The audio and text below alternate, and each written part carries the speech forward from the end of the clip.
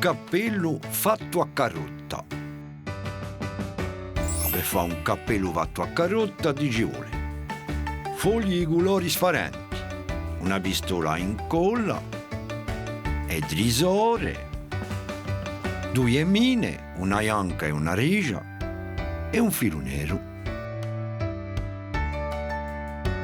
Andando al foglio nero, disegna la base di un cappello nero. Taglialo con il trisore. Intorcia un foglio di colore da dargli la forma di una carotta.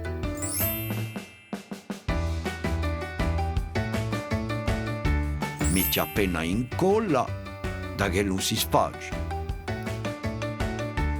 Fa entrare la rigi da rifinire il travaglio.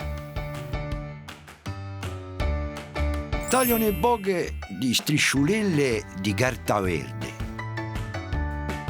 Fanturcia i striscioli verdi con i trisori, da fa e fronde.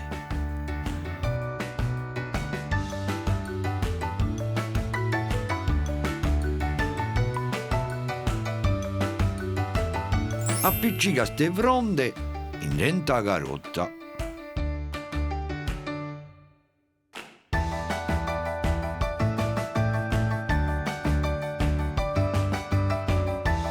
Appiccica carotta nella vasa di un cappello.